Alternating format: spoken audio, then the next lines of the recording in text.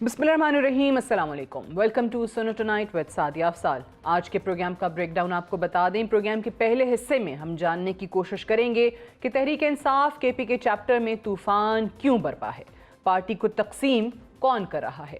Programme के दूसरे हिस्से में हम विफाक में हुकूमत और इत्तेहादियों के माबैन उठने वाले तनाज़ात पर बात करेंगे और सवाल उठाएंगे कि क्या पाकिस्तान मुस्लिम लीग नून और पाकिस्तान पीपल्स पार्टी में इत्तेहाद कमज़ोर बुनियादों पर खड़ा है। प्रोग्राम का तीसरा हिस्सा हमारा एडिटोरियल होगा, जिसमें हम आपको गज़ा में इजरायली कार्रवाइयों के बारे में बताएंगे और बताएंगे कि गज़ा में कोई क्यों महफूज नहीं है। पाकिस्तान तहरीक इंसाफ में क्या चल रहा है किसी को मालूम नहीं। हर कोई बानी तहरीक इंसाफ का नुमाइंदा बनता हुआ दिखाई देता है और बानी तहरीक इंसाफ से मंसूब बयान जारी करता है। पार्टी कई हिस्सों में बटी हुई है। पार्टी की मरकजी क़यादत को नहीं मालूम कि पार्टी की खैबर पख्तूनख्वा हुकूमत क्या कर रही है। तहरीक इंसाफ खैबर पख्तूनख्वा चैप्टर वज़ीर आला खैबर पख्तूनख्वा और अपनी ही हुकूमत के खिलाफ महाज जंग खोले बैठा है। अपनी ही पार्टी के कायदीन पर करप्शन, अकरबा परवरी और साजिशी टोला होने के इल्ज़ामात लगाए जा रहे हैं। गुज़श्ता 3 दिन की सियासी बसात को देखा जाए तो हमें अंदाज़ा होता है कि पार्टी कायदीन हुकूमत के खिलाफ एक होने के बजाय आपसी लड़ाई में मसरूफ़ हैं। हालिया महाजराई का आगाज़ उस वक्त हुआ जब वज़ीर आला खैबर पख्तूनख्वा अली अमीन गंडापुर ने दावा किया कि शहराम तरकई, आतिफ खान और असद कैसर को खुद बानी तहरीक इंसाफ ने सूबाई असम्बली का टिकट नहीं दिया। बानी ने पैगाम दिया था कि तीनों साजिशी हैं, बाद में साजिश करेंगे। मुझे उस वक्त भी यकीन था कि मैं ही वज़ीर आला बनूंगा। अली अमीन गंडापुर का बयान आना था कि तहरीक इंसाफ केपीके में एक तूफान बरपा हो गया। ग्रैंड अलायंस भूलकर पार्टी कायदीन ने एक दूसरे के खिलाफ बयानात का सिलसिला शुरू कर दिया। तहरीक इंसाफ के रहनुमा आतिफ खान का कहना है कि अगर बानी पीटीआई ने कोई बयान दिया तो उसकी तस्दीक होनी चाहिए। वज़ीर आला खैबर पख्तूनख्वा को सूबे की गवर्नेंस और अमन व अमान पर तवज्जो देनी चाहिए और बानी तहरीक इंसाफ की रिहाई की कोशिशों को कमज़ोर नहीं करना चाहिए। इससे कबल पीटीआई रहनुमा असद कैसर ने अली अमीन गंडापुर के बयानात पर तहकीकात का मुतालबा किया था। उन्होंने अपने सोशल मीडिया बयान में कहा था कि मरकजी क़यादत वज़ीर आला के हालिया बयान की मुकम्मल तहकीक करे। तहरीक इंसाफ के रुकने कौमी असम्बली शहराम तरकई ने भी तहकीकात का मुतालबा करते हुए कहा था कि ऐसे बयानात से बानी तहरीक इंसाफ की तहरीक को नुकसान पहुँचेगा। वज़ीर आला अपनी तवज्जो अमन व अमान की बहाली और गुड गवर्नेंस पर मरकूज़ करें। हालिया बयानात इस अमर की निशानदही करते हैं कि तहरीक इंसाफ केपी के चैप्टर में इख्तलाफात मौलाना फजलुर रहमान को ग्रैंड अलायंस का हिस्सा बनाने की कोशिश के बाद खड़े हुए। मौलाना फजलुर रहमान की तरफ से वज़ीर आला खैबर पख्तूनख्वा की बयानबाजी पर सवालात उठाए गए थे और कहा गया था कि वज़ीर आला ग्रैंड अलायंस की राह में सबसे बड़ी रुकावट है। इसी सब पर बात करने के लिए हमारे साथ मौजूद हैं पाकिस्तान तहरीक सीनियर रहनुमा शौकत यूसुफजई। बहुत बहुत शुक्रिया यूसुफजई साहब, आपने प्रोग्राम के लिए वक्त निकाला। And I am sure Shaukat Yousafzai साहब, आप भी अब सारे टीवी पे और टीवी चैनल्स पे ये बता के थक गए होंगे कि इख्तलाफात क्यों हैं, बट ऑब्वियसली ये आपकी पार्टी के रहनुमा ही मौजू जो है वो बना देते हैं मीडिया के लिए। सो अब क्या लेटेस्ट है? अब ये जो 3 लोग एक तरफ हैं, गंडापुर साहब एक तरफ हैं, इनफैक्ट बहुत सारे लोग उनके मुखालिफ आ चुके हैं जुनैद अकबर साहब की भी सदारत संभालने के बाद से। ये पार्टी के मामलात कोई आने वाले दिनों में लग रहा है संभल जाएंगे या ऐसे ही चलते रहेंगे? बिस्मिल्लाहिर्रहमानिर्रहीम, बहुत शुक्रिया।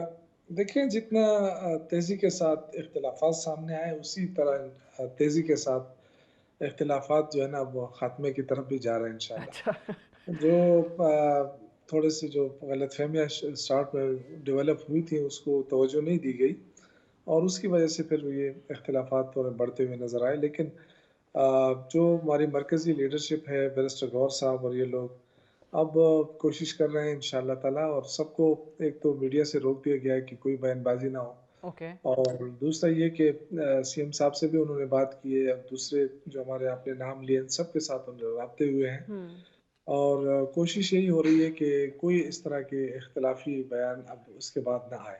अच्छा, इसमें और बेसिक इख्तलाफ क्या है? क्योंकि देखें, जब से वो मौलाना फजलुर रहमान वाला मामला आया, मौलाना साहब ने गंडापुर साहब के ख़िलाफ़ बयान दिए, उनको कहा कि जी सबसे बड़ी रुकावट ये हैं। दूसरी तरफ असद कैसर साहब भरपूर कोशिश कर रहे थे कि मौलाना साहब के साथ मामला तय हो जाएं। तो क्या असल बोन ऑफ कंटेंशन यही है? नहीं देखिए, अब ये तो पार्टी ने फैसला करना है ना कि हम्म। किसके साथ इत्तेहाद करना है, किसके साथ नहीं करना है। और अली अमीन गंडापुर सर पहले ही कह चुके थे कि अगर पार्टी ने इत्तेहाद कर लिया, तो मैं फिर पार्टी के उसको फॉलो करूँगा। ठीक। लेकिन जब तक पार्टी का इत्तेहाद नहीं होता तो डेफ़िनेटली वो एक हल्के की सियासत भी कर रहे हैं, और वहीं से मौलाना फजल रहमान भी उनके खिलाफ इलेक्शन लड़ते हैं, गवर्नर फैसल करीम कुंडी भी उसी हल्के से इलेक्शन लड़ते हैं। तो वो हम्म। एक हल्के की सियासत भी है उनकी, और आपस में एक-दूसरे के खिलाफ बयानात भी वो माज़ी में भी देते रहे हैं, अभी भी दे रहे हैं।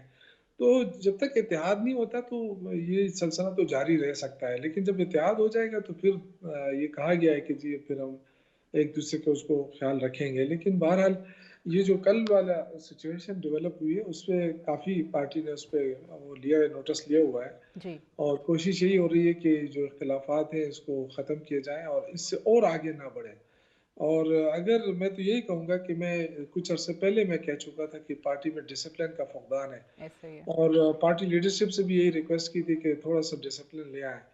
तो उस वक़्त कोई ख़ास तवज्जो नहीं दी गई, शायद पार्टी की लीडरशिप मसरूफ़ थी अपने और मुख्तलिफ़ उसमें मसरूफ़ियात में। हम्म। तो अब शायद कल से काफ़ी तवज्जो दे रही है, और कोशिश हो रही है कि इख्तिलाफ़ात जो है वो ख़त्म कर दिए जाएँ। तो इंशाअल्लाह मुझे लग रहा है कि 1-2 दिन में सबके दरमियान एक बैठक हो जाएगी, और ठीक है, काफ़ी लेकिन हद तक ये ऑब्वियसली गंडापुर साहब जैसे एक रिस्पॉन्सिबल शख्स की तरफ से, जो कि एक सूबे का चीफ एग्जीक्यूटिव है, और वो ये कहें कि जी मुझे तो पहले ही पता था, खान साहब ने बता दिया था कि मैं वज़ीर आला बनूंगा।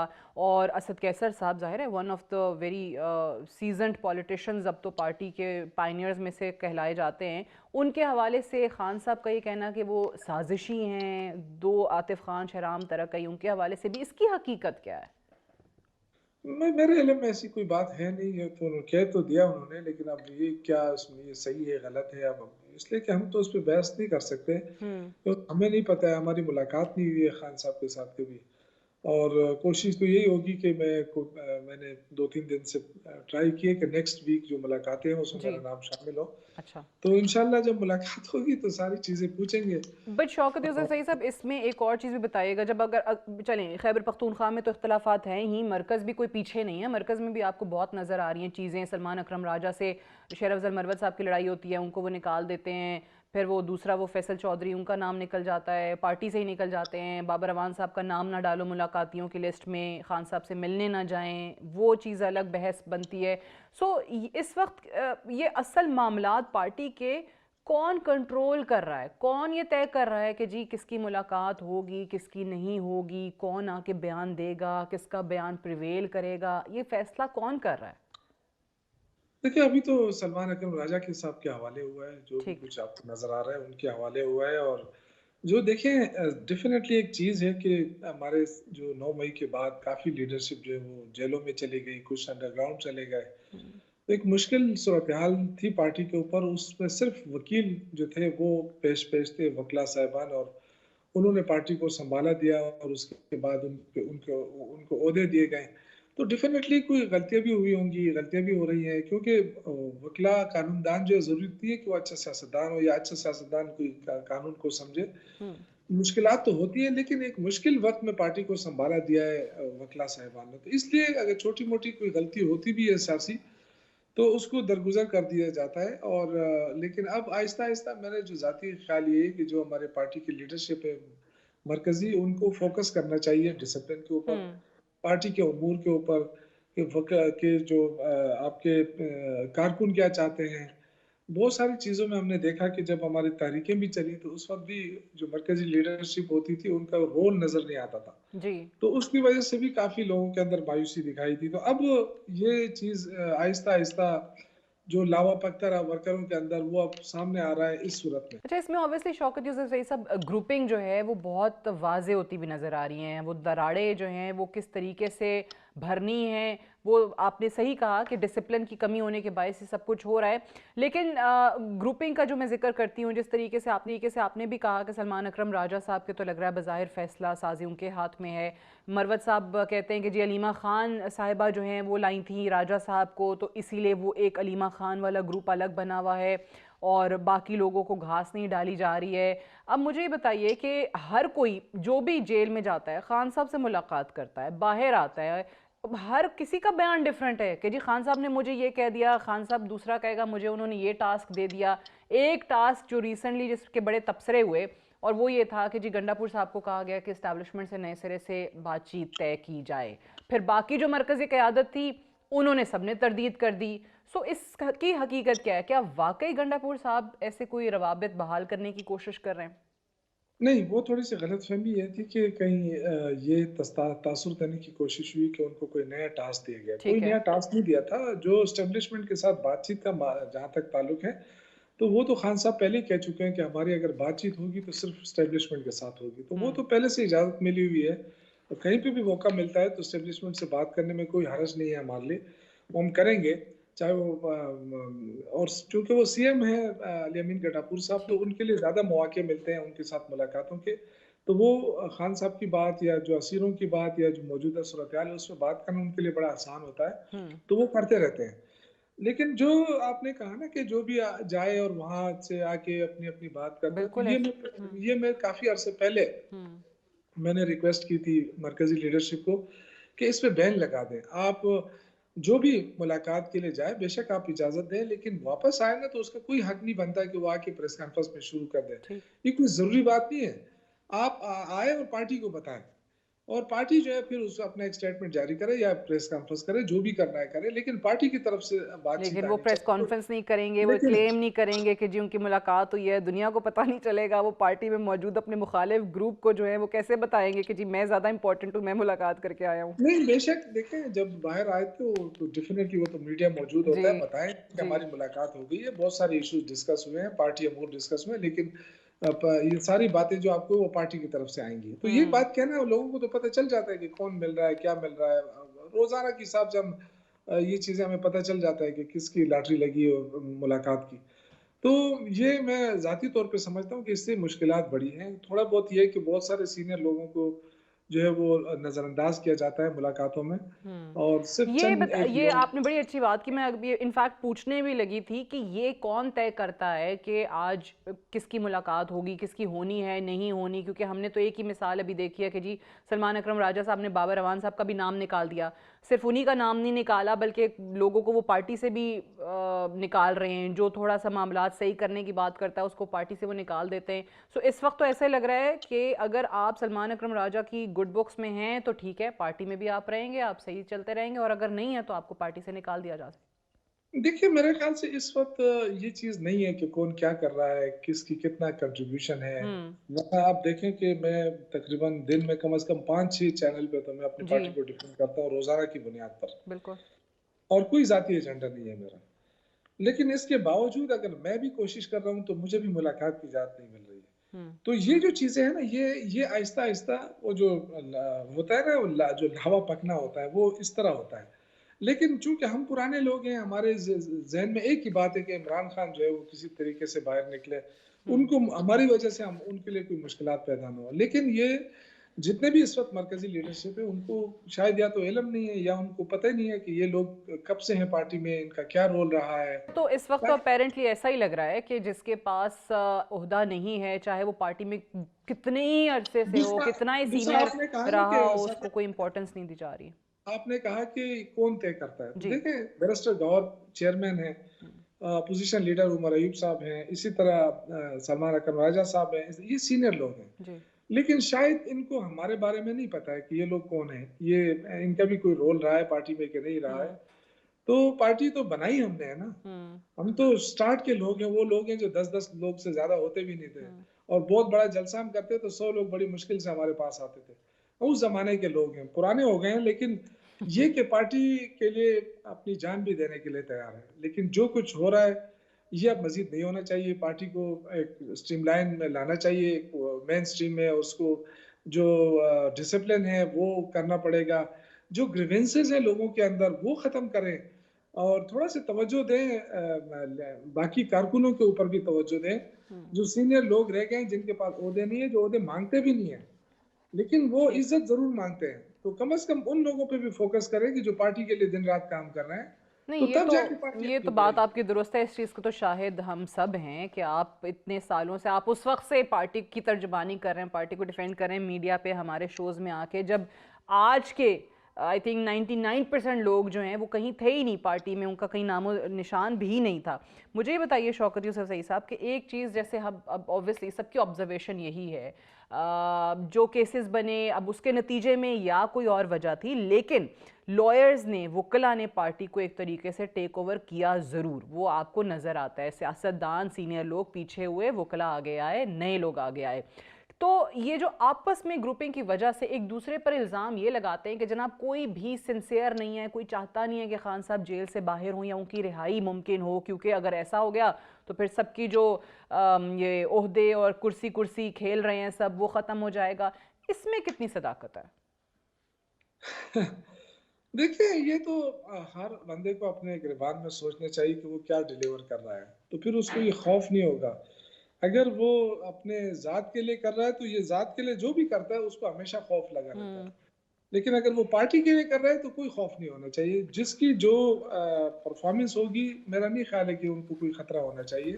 Thank you very much, Shaukat Yusuf Zai Sahab, for joining us on the show today. We'll take a short break here. Stay tuned. Welcome back to Suno Tonight with Sadia Afzal. Pakistan Muslim League نون اور Pakistan Peoples party میں دوریاں پیدا ہوتی ہوئی دکھائی دے رہی ہیں. گزشتہ کچھ ہفتے سے دریائے سندھ سے نہریں نکالنے کا منصوبہ دونوں اتحادی جماعتوں کے درمیان کافی حد تک تنازع کی صورت اختیار کر چکا ہے. وفاقی حکومت کو نہ صرف تنقید کا نشانہ بنایا جا رہا ہے، بلکہ chairman Peoples Party Bilawal Bhutto Zardari کی طرف سے نہریں نکالنے کا منصوبہ واپس لینے کا مطالبہ بھی کیا جا رہا ہے. اور کہا جا رہا ہے کہ پیپلز پارٹی شہباز شریف نہیں، عوام کے ساتھ کھڑی ہوگی. حکومت کے یک طرفہ فیصلے کو پاکستان پیپلز پارٹی سپورٹ نہیں کرتی. پانی کی منصفانہ تقسیم کی جنگ پاکستان تو کیا عالمی سطح پر لڑ کر آیا ہوں. عالمی دنیا کو منایا کہ ہمارے دریائے سندھ کو بچانا ہے. بلاول بھٹو کا مزید کہنا تھا کہ حکومت نے ہم سے طے کیا تھا کہ چاروں صوبوں کے ترقیاتی منصوبے پیپلز پارٹی کے ساتھ مل کر بنائیں گے. تو آپ کو یقین دلاتا ہوں کہ اس مشاورت کے بغیر ہم کسی بجٹ کو ووٹ نہیں دیں گے. جبکہ پاکستان پیپلز پارٹی کے سینئر لیڈر اور گورنر پنجاب سردار سلیم حیدر خان نے مسلم لیگ نون کے ساتھ بڑھتی ہوئی کشیدگی پر بات کرتے ہوئے کہا ہے کہ موجودہ حکومت پیپلز پارٹی کے بغیر ایک دن بھی نہیں چل سکتی. نواز لیگ سے اتحاد ملکی مفاد میں کیا تھا. پیپلز پارٹی ذمہ دار سیاست کی قائل ہے، لیکن پیپلز پارٹی کو سازش کے تحت کونے سے لگایا جا رہا ہے. چیئرمین پیپلز پارٹی اور دیگر قائدین کی طرف سے بیان بازی پر تبادلہ خیال کرتے ہوئے وزیر اعظم شہباز شریف کا کہنا تھا کہ حکومت کا خاصہ ہے کہ تمام فیصلے اتحادیوں کی باہمی مشاورت سے کیے جاتے ہیں. اتحادی حکومت میں باہمی مثالی اعتماد سازی کی فضا خوش آئند ہے. جبکہ وزیر اطلاعات پنجاب عظمہ بخاری نے دعویٰ کیا ہے کہ کینالز کے منصوبے پر سندھ میں صرف سیاست ہو رہی ہے. منصوبے کی صدر زرداری سے منظوری ڈاکیومنٹڈ ہے، اس پر ان کے دستخط بھی موجود ہیں. مسلم لیگ نون اور پاکستان پیپلز پارٹی میں آخر چل کیا رہا ہے، اسی سب پر بات کرنے کے لیے آج ہمارے ساتھ موجود ہیں پاکستان پیپلز پارٹی کے سینئر لیڈر اور سندھ کے وزیر توانائی اینڈ پلاننگ اینڈ ڈیولپمنٹ سید ناصر حسین شاہ. بہت بہت شکریہ شاہ صاحب، آپ نے پروگرام کے لیے وقت دیا. سب سے پہلے تو یہی بتائیے گا کہ یہ جو اب دعویٰ کیا جا رہا ہے، پہلے اخبار میں ایک خبر چھپی اور اب پنجاب کی طرف سے وزراء کی طرف سے پریس کانفرنسز بھی آنا شروع ہو گئی ہیں، اور کلیم یہ ہے کہ جی پیپلز پارٹی صرف اس معاملے پر سیاست کر رہی ہے، حالانکہ زرداری صاحب نے بطور صدر یہ منظوری پہلے ہی دے دی ہے. وہ کہتے ہیں ڈاکیومنٹ موجود ہے، صدر زرداری کے دستخط موجود ہیں. بسم اللہ الرحمن الرحیم، اللہم صلی علی محمد و آل محمد. دیکھیں مختلف ایشوز ہیں اور جو باتیں آ رہی ہیں ان سب کا تفصیلی جواب میں دینا چاہتا ہوں. ایک تو ایشو جو ہے، ہمیں تو بہت احترام ہے جن کے بھی آپ نے نام گنوائے ہیں جی جو ان کی وزیر اطلاعات ہیں یا وزیر پلاننگ ہیں یا سی ایم صاحبہ ہیں یا سب لوگ جو اور بھی پی ایم ایل این کے، لیکن ان کو یا آئین کا پتہ نہیں ہے یا قانون کا پتہ نہیں ہے کہ جو یہ بات کر رہے ہیں کہ پریزیڈنٹ صاحب نے اس کو اپروو کر دیا، جی سمری سائن کر دی، تو کیا پریزیڈنٹ آصف علی زرداری صاحب ایز آصف علی زرداری تو پیپلز پارٹی کے لیے سب کچھ ہیں. ٹھیک. لیکن آئینی طور پر کیا ان کے پاس کوئی اختیار ہے کہ وہ کسی پروجیکٹ کو یا کسی اسکیم کو اپروو کریں؟ یہ وہ غلط بیانی ہے جو ہم کبھی بھی ایکسپیکٹ نہیں کر رہے کہ پی ایم ایل این کی سینئر لیڈرشپ کی طرف سے اس طرح کی غلط بیانی کی جائے۔ اصل ایشو میڈیا پہ بھی ہے، آپ اس کو چیک بھی کر سکتے ہیں کہ کیا بات ہے۔ ایشو یہ ہے کہ یہ 8 جولائی کو یا جولائی کی کوئی ڈیٹ ہے، اس پہ ایک میٹنگ ہوئی جس میں آنریبل پریزیڈنٹ صاحب کو بریفنگ دی گئی۔ ایس آئی ایف سی کے جو ہیں ان کی طرف سے بھی، ظاہر ہے فیڈرل گورنمنٹ کے لوگ بھی تھے، کہ جی گرین انیشیٹو یا گرین پاکستان یا ایس آئی ایف سی کے جو پروجیکٹ ہیں ان کی یہ تفصیلات ہیں اور جو ملک کی بہتری کے لیے ہیں یہ پروجیکٹ ہیں۔ تو انہوں نے بولا اچھی بات ہے، اگر یہ سارے پروجیکٹ ہیں بہتر ہیں تو ان کو بھیج دیں صوبوں کی طرف، اور ٹھیک ہے، کیونکہ پاکستان کی ترقی کے لیے تو ہم سب ہمیشہ کے لیے تیار ہیں۔ اور پاکستان پیپلز پارٹی جو دوسرا الزام لگتا ہے پی ایم ایل این کے ساتھ گورنمنٹ کی فارمیشن جو ہم نے کروائی، اس کی وجہ بھی یہی ہے کہ پیپلز پارٹی کا گناہ کہہ لیں، ہماری مجبوری کہہ لیں، وہ پاکستان ہے، عوام ہے، پارلیمنٹ ہے اور جمہوریت ہے۔ ٹھیک ہے، اور اسی وجہ سے ہم نے اس گورنمنٹ کی فارمیشن میں ان کی سپورٹ کی۔ ہنگ پارلیمنٹ تھی، اگر ان کی فارمیشن نہ ہوتی تو نئے الیکشن کی طرف جایا جاتا، اور پھر نئے الیکشن آپ کے علم میں ہے کہ یہاں پہ 60 دن میں ہوتے یا 90 دن میں ہوتے۔ دوسری بات جو ہے کہ جی پیپلز پارٹی اب اس پہ جا کے احتجاج کر رہی ہے، ایسا بالکل نہیں ہے، آن ریکارڈ ہے۔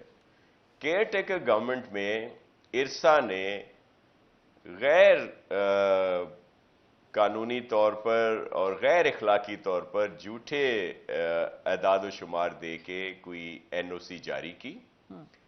اس وقت کے کیئر ٹیکر جو چیف منسٹر تھے جسٹس ریٹائرڈ مقبول باقر صاحب، انہوں نے بھی لیٹر لکھا کہ یہ ارسا نے غلط جو ہے اعداد و شمار دیے ہیں اور این او سی دی ہے۔ ٹھیک ہے، اور پھر جیسے ہی پیپلز پارٹی کی گورنمنٹ فارم ہوئی سندھ میں، ہمارے جو اریگیشن منسٹر ہیں یام خان شورو صاحب، انہوں نے سمری جو ہے وہ انیشیٹ کی، اور چیف منسٹر سندھ نے 14 جون کو یہ لیٹر لکھا فیڈرل گورنمنٹ کو کہ جی یہ غلط ہے، اور ارسا نے جو فیکٹس اور فگرز جو دیے ہیں وہ بالکل رانگ ہیں، ٹھیک ہے، اور جو اصل حقیقت ہے اس کے برعکس ہے، اور آپ ان کو فوری کینسل کریں، اور کوئی نئی کینال یا اس طرح کی کوئی چیز جو ہے انڈس پہ وہ سندھ کو قبول نہیں ہے۔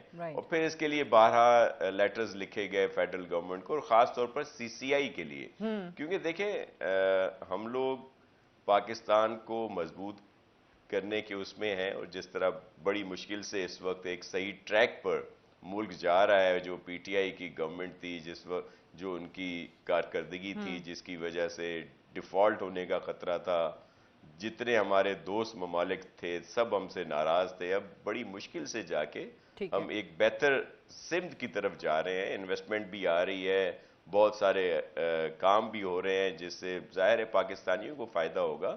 تو ہم نے کیا احتجاج یا اس طرح کی کوئی سیاست کرنی تھی؟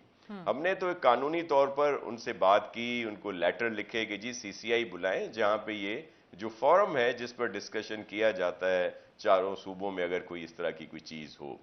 اور پھر ویسے بھی جب میٹنگز ہوتی تھیں تو پرائم منسٹر صاحب کو بھی ریکویسٹ کی، ڈپٹی پرائم منسٹر صاحب کو بھی کئی دفعہ بولا گیا، جو بھی فورم تھے جہاں پہ یہ میٹنگز ہوتی نہیں۔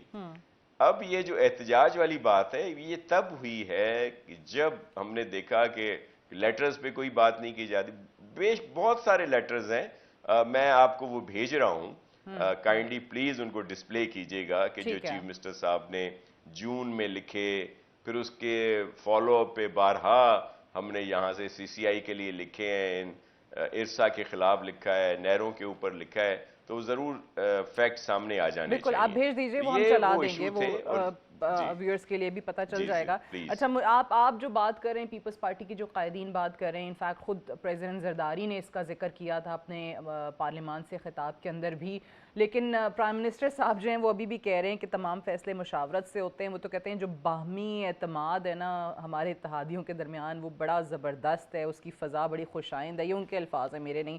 انفیکٹ مجھے یہ بتائیے گا، کیا یہ معاملہ اوبیسلی سی سی آئی کی میٹنگ کال نہیں ہوئی، آپ کے تحفظات نہیں سنے گئے، لیکن کیا یہ معاملہ اب اس نوعیت تک جا چکا ہے کہ آپ کے ایک رہنما، میں ان کا نام لے دیتی ہوں، میرے پروگرام میں قادر مندوخیل صاحب پچھلے دنوں یہ کہہ کر گئے کہ ہماری جو سی سی کی میٹنگ ہوئی ہے اس میں ہم نے طے کیا ہے کہ اگر اس پہ سنوائی نہیں ہوتی تو ہم علیحدہ ہو جائیں گے، اتحادی نہیں رہیں گے ہم پی ایم ایل این کے. اور انفیکٹ انہوں نے یہ کہا تھا کہ جی 4 اپریل کو ان کو لگتا ہے کہ بلاول صاحب حکومت سے علیحدگی کا اعلان کر دیں گے. وہ تو نہیں آیا ظاہر ہے اعلان، وہ 4 اپریل گزر چکی ہے، لیکن کیا ان لائنز پہ سوچا جا رہا ہے؟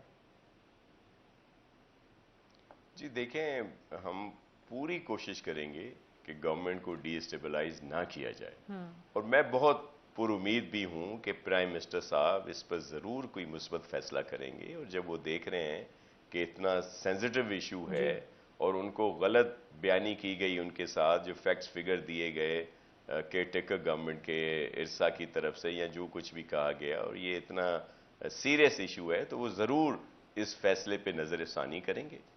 دوسری بات، ہمارے چیئرمین صاحب نے 27 دسمبر کو جب بی بی کی برسی تھی اس وقت بھی اس ایشو کو ہائی لائٹ کیا تھا.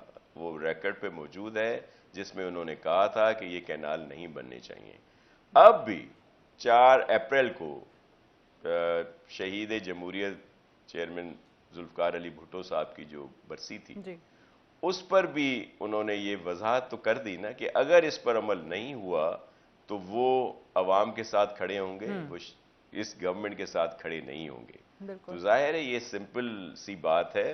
ہم سب لوگ یہ بات کر رہے ہیں کہ ہم پوری کوشش کر رہے ہیں کہ جو بہتری کی طرف پاکستان جا رہا ہے اس کو